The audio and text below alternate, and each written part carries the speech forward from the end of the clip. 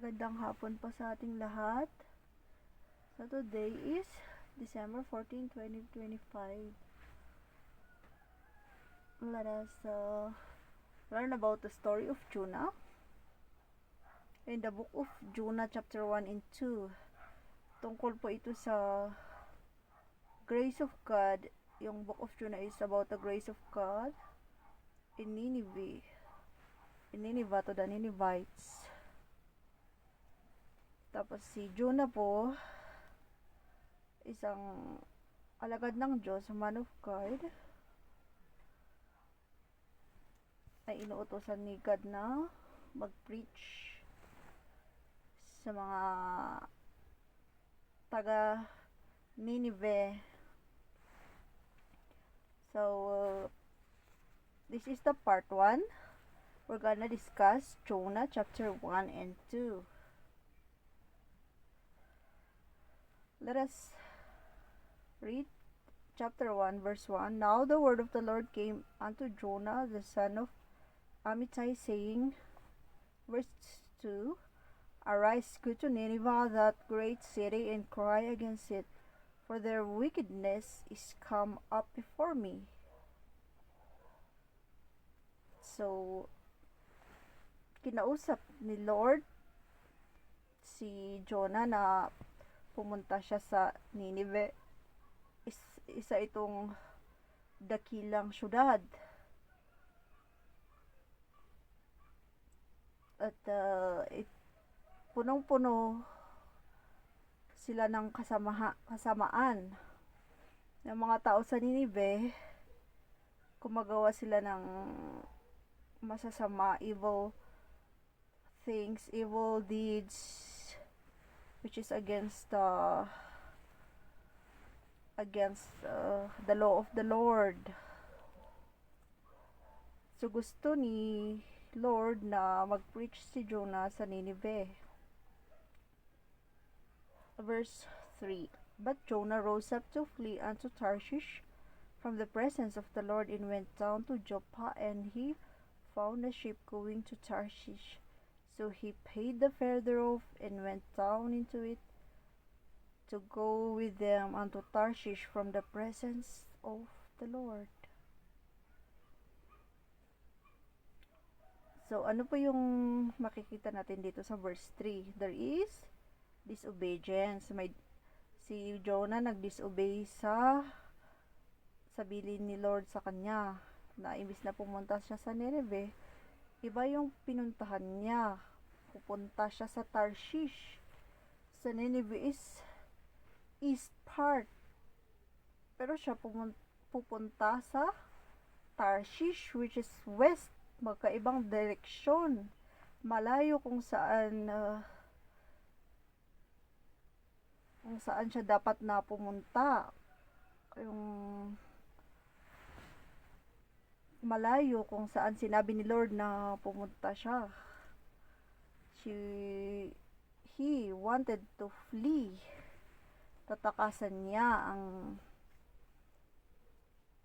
ang sinabi sa kanya ni Lord na pupunta sa Nineveh.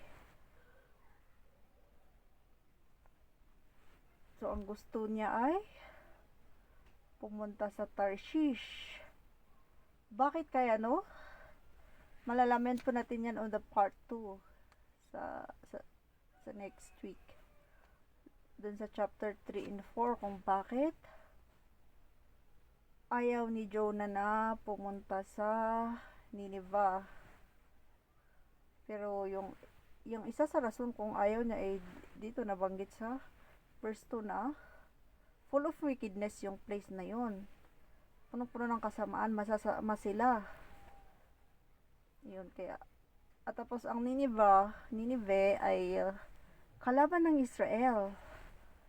So, hate ni Jonah ang kanilang kaaway.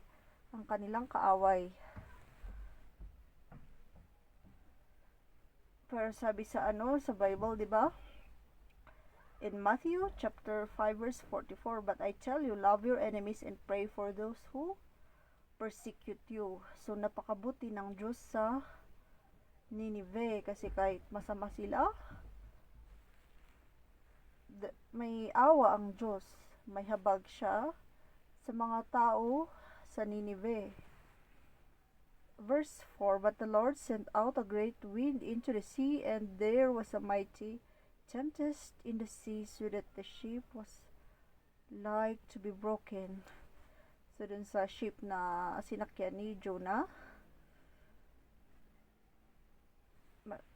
nag-send si Lord ng napakalakas na hangin dun sa sea. Tapos parang masisira ang barko kung saan sumakay si Jonah. Verse 5, Then the mariners were afraid and cried every man unto his God, and cast forth the wares that were in the ship into the sea to lighten it of them. But Jonah was gone down into the sides of the ship, and he lay and was fast asleep. So dito po yung God na minention dito sa the second phrase ng verse 5. And cried every man unto his God. Small letter po yung God. Kasi iba-ibang lahi po sila. Tapos di ba pag ibang lahi po, iba ang kanilang Diyos. Diyos-Diyosan po. Kayun, natakot yung mga tao na nandoon, yung mga pasahero ng barko, at nananalangin sila sa kanilang mga Diyos-Diyosan. Tapos ito namang si Jonah, andun sa gilid ng barko na mabilis na nakatulog, masarap ang kanyang tulog. Verse 6, So the shipmaster came to him and said unto him, What meanest thou, O sleeper? Arise, call upon thy God. If so be that God will think upon us that we perish not. Ito yung God is capital letter yung G. Si God the Father, ang Diyos. Sabi ng shipmaster na, ikaw, sleeper, natutulog. Bumangon ka at sabi niya na tawagan mo ang Diyos mo. Sinabi niya kay Jonah na tawagan niya ang kanyang Diyos. Tawagan niya si Lord. Mag-pray siya kay Lord para hindi sila mamatay doon sa barko kasi napakalakas na ng hangin. Verse 7, And they said everyone to his fellow, Come and let us cast lots, that we may know for whose cause the evil is upon us. So they cast lots, and the lot fell upon Jonah. So nagcast sila ng lots, nalaman nila na ang dahilan ay nung malakas na hangin dun sa sea ay dahil kay Jonah. Verse 8, he said unto him, Tell us, we pray thee, for whose cause this evil is upon us? What is thine occupation, and whence comest thou? What is thy country, and what people art thou? So, inimbestigahan nila, tinanong nila si Jonah kung sino ba siya, bakit ba ganun yung mangyayari, at saka ano ba yung trabaho niya, taga saang bansa siya. Verse 9, And he said unto them, I am a Hebrew, and I fear the Lord, the God of heaven, which hath made the sea and the dry land. So sinabi niya lahat-lahat, siya isang Israelite Hebrew. At naniniwala siya kay Lord, naglilingkod siya kay Lord. Si God na gumawa ng lahat-lahat, na gumawa ng karagatan at saka ng yung land, the dry land.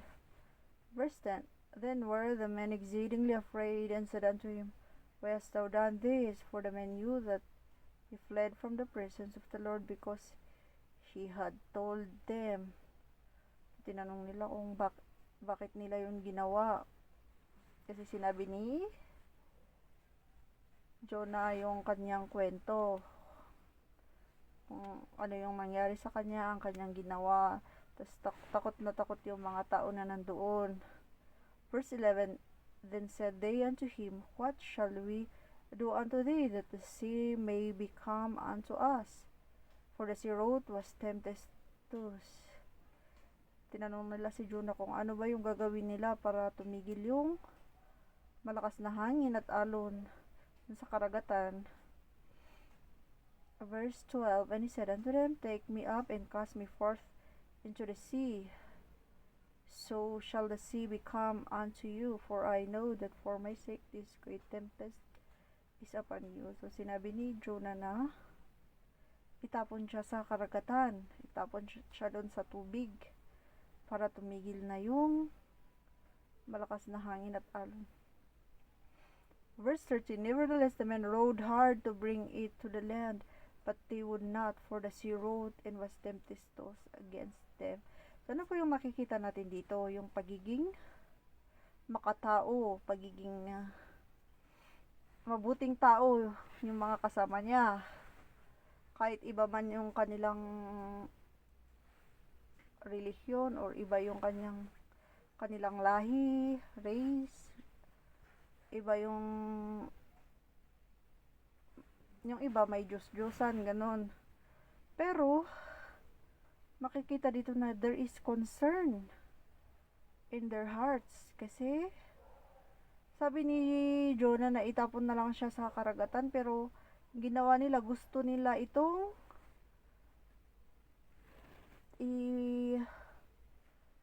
trinay nila na pupunta dun sa land. Trinay nila na ipunta siya sa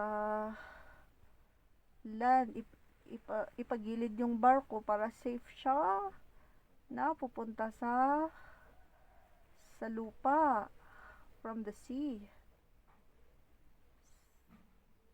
So there is, what they did is very humane, pero malakas pa rin yung hangin, ang lakas-lakas ng alon. Verse 14, Wherefore they cried unto the Lord, and said, We beseech thee, O Lord, we beseech thee, let us not perish for this man's life, and lay not upon us innocent blood, for thou, O Lord, hast done as it pleased thee. So, nanalangin sila kay Lord. It means they believed in the Lord. Tinawag nila si Lord. They prayed to the Lord. They prayed to the God of the Israelites, to the God of Jonah. Nananalangin sila kay Lord na iligtas sila.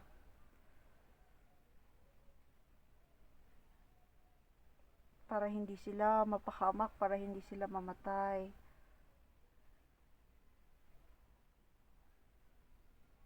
Verse 15, So they took up Jonah and cast him forth into the sea, and the sea ceased from her raging. So, diba, nung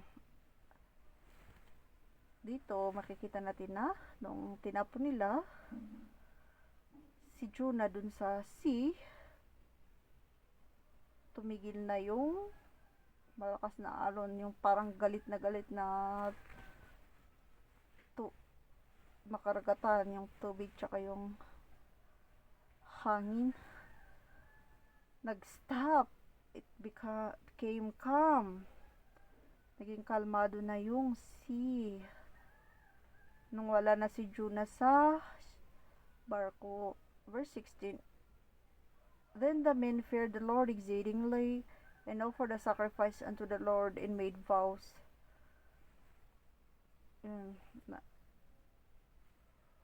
They feared the Lord.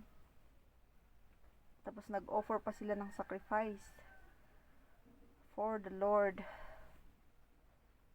Diba that time nung dun sa Old Testament, yung offering noon is yung mga animals pa noon.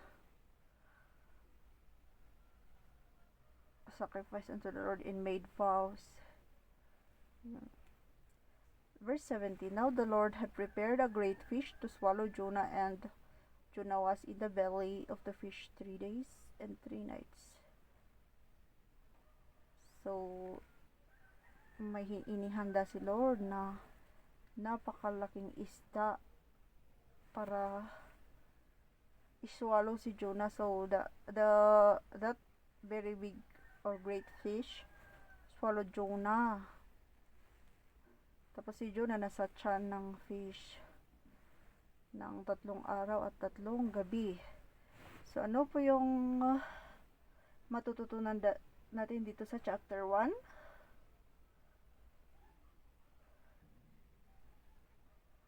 Isa doon yung sinabi natin sa kanina na love your enemies,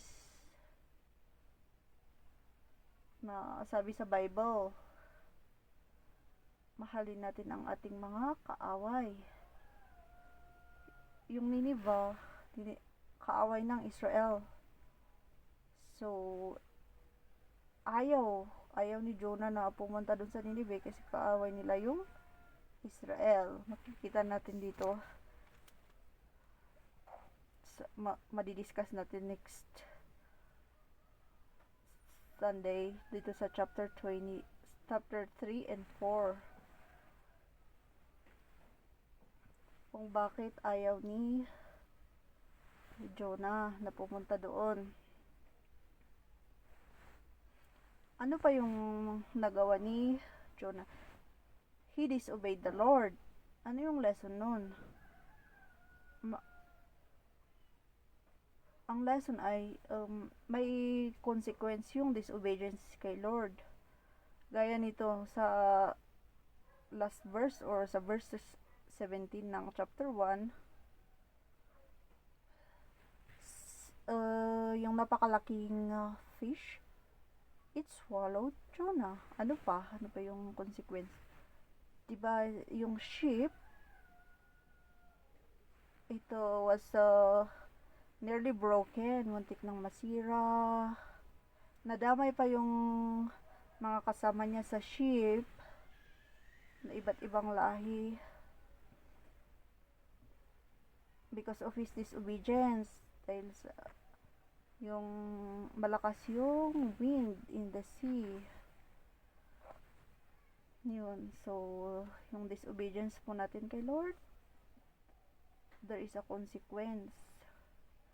Sometimes, diba sa buhay natin, we suffer. Some sufferings are for us to be challenged. Challenge para pagbutihin pa natin ang ating pananampalataya kay Lord. Yung ibang suffering naman ay to test our faith in God.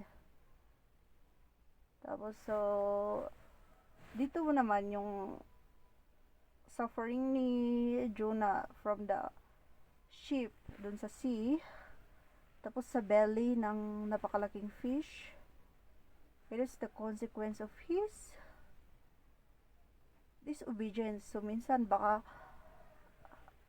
kaya tayo ay nagsasuffer, it is because of our disobedience to the Lord, na maybe sinabi si Lord na gawin natin, hindi natin ginawa, iba yung ginawa natin.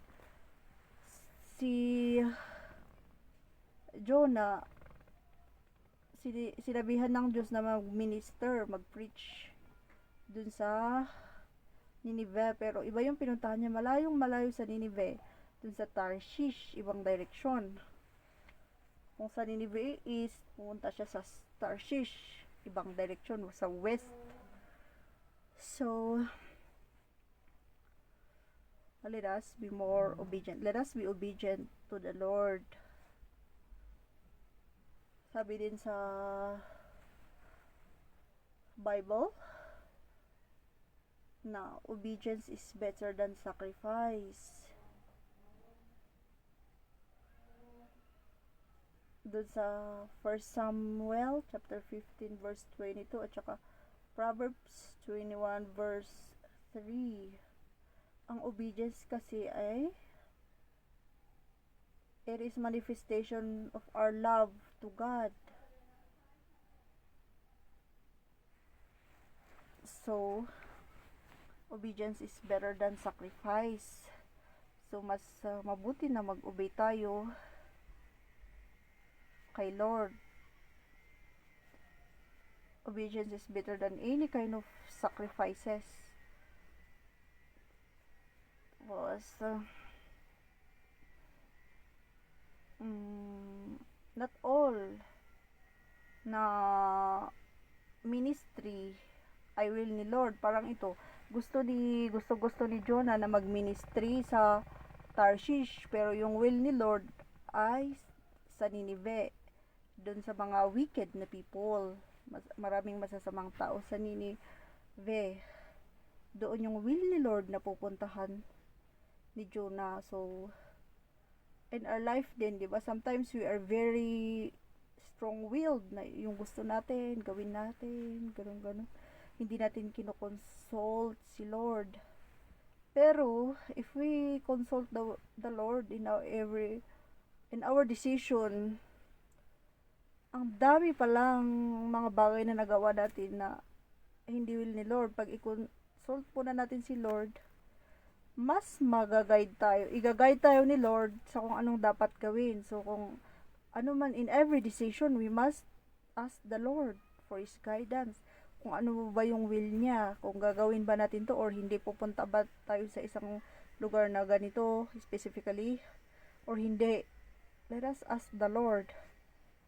Lesson din yun, let us ask the Lord kung sa work, kung ano yung gusto ni Lord na work natin, anong gusto ni Lord na career natin, kasi ang dami-dami nating desire na gustong gawin sa buhay, gustong maging trabaho, gustong maging career, pero iba pala yung will ni Lord.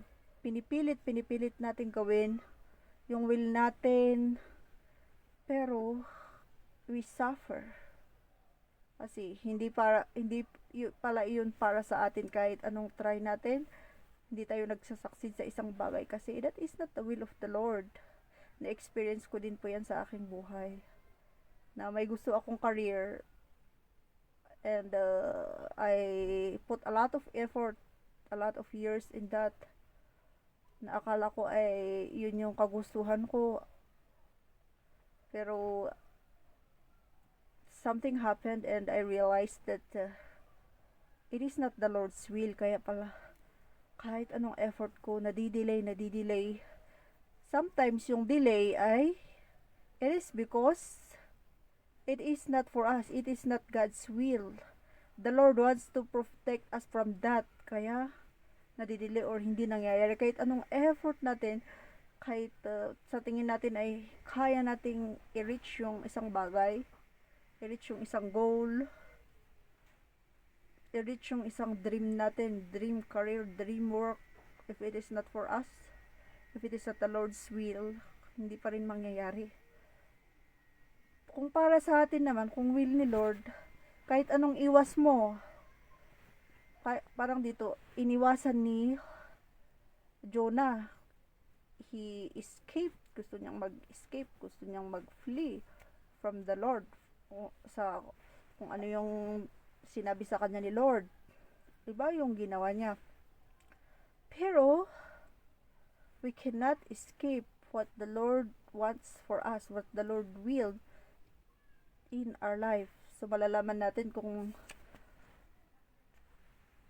pumunta kaya si Jonah, nag-obey kaya siya kay Lord.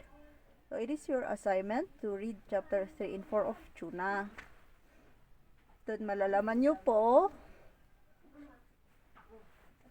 ang mga sumunod na nangyari. So, in our lives, may mga will si Lord.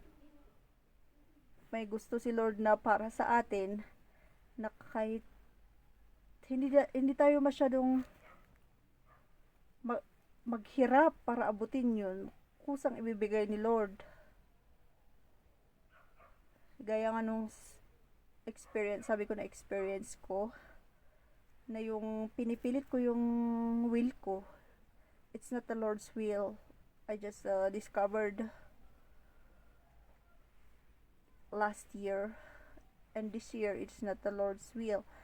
At saka yung para sa akin pala talaga na inilaan ni Lord ay yung hindi ko inimagine, yung hindi ko, yeah, I did not imagine, hindi ko siya pinangarap, pero ang ganda-ganda. Tapos effortless pa. Yeah, I do some work, pero hindi ganun kahirap. Hindi, it's not that hard kumpara sa mga effort ko dati sa isang bagay na gusto ko na yon. Bale, mas relax siya. Hindi siya masyadong stressful. Tsaka, there are a lot of joy and happiness dun sa career, dun sa work na binigay ni Lord sa akin. So, let us trust in the Lord kung ano yung gusto niya sa atin. Kasi tayong mga tao, ang dami nating ambition. We are greedy. Na gusto natin, we pursue riches. It is greed. It is greed to pursue riches. So, we are not contented. Naghahanap tayo, we seek and seek and seek. We search and search and search. Gusto natin yung mag-achieve tayo. But, the real joy, real happiness, came from the Lord. Na meron tayong contentment, na kung ano man yung meron sa atin, small or great, at saka yung every little small thing, ma-appreciate natin. We will be contented, we will feel content pag unahin natin si Lord. Let us seek first the kingdom of God. Let us seek first God. Matthew 6 verse 33. Let us seek first the kingdom of God and His righteousness. So, unahin natin si Lord. Tapos, in everything we do, in every decision we make, unahin natin yung will ni Lord. Let us ask for God's will, for God's guidance. Kasi, napakabuti po. Napakaganda ng ating buhay. Kung magre-rely tayo kay Lord, magre-rely tayo sa Lord's will, let us wait upon the Lord. Huwag tayong mag-rush at huwag nating ipilit yung hindi ka looban ni Lord, hindi ka gustuhan ng Diyos para sa buhay natin. So, pupunta po tayo sa chapter 2. Makikita po natin dito sa chapter 2 yung humbleness, humility ni Jonah at saka yung kanyang pagbabago, pagre-repent niya. Then Jonah, verse 1, then Jonah prayed unto the Lord his God out of the fish's belly. So nanalangin si Jonah. Verse 2, and said, I cried by reason of mine affliction unto the Lord, and he heard me. Out of the belly of hell cried I, and thou hearest my voice. So, itong prayer ni Jonah ay worship din. Nag-praise niya si God, wino-worship niya si God in his prayer. Verse 3, for thou hast cast me into the deep, in the midst of the seas, in the floods compassed me about. All thy billows and thy waves passed over me. Verse 4, then said I, I am cast out of thy sight, yet I will look again toward thy holy temple. Verse 5, the waters compassed me about, even to the soul. The depth closed me around about, the weeds were wrapped about my head. Verse 6, I went down to the bottoms of the mountains, the earth with her bars was about me forever. Yet hast thou brought up my life from corruption, O Lord my God. So si Lord yung nagli-lift up sa atin kung nasasadlak man tayo when we fall down in our iniquities and sins. But as long as we repent and we ask forgiveness from the Lord and we change, si Lord He will pick us up. He will lift us up where we fell. Napakabuti po ng ating Diyos sa atin. Despite sa ating evil deeds, the Lord is gracious and merciful unto us to forgive our sins. As long as we repent, we ask forgiveness, we confess our sins to God, and we change. Magbago po tayo. Verse 7, when my soul fainted within me, I remembered the Lord, and my prayer came in unto thee into thine holy temple. Verse 8, they that observe lying vanities forsake their own mercy. Verse 9, but I will sacrifice unto thee with the voice of thanksgiving. I will pay that I have vowed, salvation is of the Lord. So, ito po, makikita natin na nagsisisi si Jonah. Tapos, nagpapasalamat siya kay Lord. He is grateful. He offered thanksgiving to God. He praised God. Salvation is of the Lord, sabi niya. Yung salvation po ay gift ni Lord sa atin. The Lord God gives us salvation. Tapos, ito verse 10, napakabuti po ng Diyos. Tininig niya ang panalangin ni Jonah. And the Lord spake unto the fish, and it vomited out Jonah upon the dry land. So, nilabas ng napakalaking isda si Jonah dun sa lupa na safe and sound. So, ano po yung lesson na makikita natin dito? Kung nagkakamali man tayo, when we have sinned, we ask forgiveness from the Lord. At ang Diyos natin ay napakabuti, mapagmahal, mapagpatawad. And kung lumapit tayo kay Lord, He answers our prayers. Dito sinagot niya ang panalangin ni Jonah. Nilabas siya ng isda dun sa dry land. Safe siya. Tsaka makikita natin na si Jonah ay nagpakumbaba. Let us be humble. Let us have humility. Let us humble ourselves unto the Lord. Tayo ay magsisi po sa ating kasalanan, sa ating disobedience, humingi ng tawad kay Lord. At si Lord po ang babangon sa atin kung saan tayo nasadlak, kung saan tayo bumagsak. Gaya po ng pagdinig ni Lord sa panalangin ni Jonah dun sa verse 10. And the Lord spake unto the fish, and it vomited out Jonah upon the dry land. So, makikita po natin dito yung kabutihan ng Diyos. Di ba po sa ating araw-araw na buhay, napakabuti ng ating Diyos. Tayo po ay nagkakasala, pero tayo po ay tumingin ng tawad sa Diyos palagi.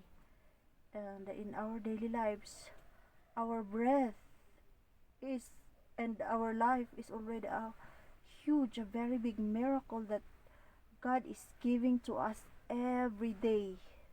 The fact that we are alive today And we are living, we are breathing every day is God's miracle. It is God's gift to us, God's blessing upon us, the gift of life, the opportunity to live, the opportunity to worship Him, to serve Him.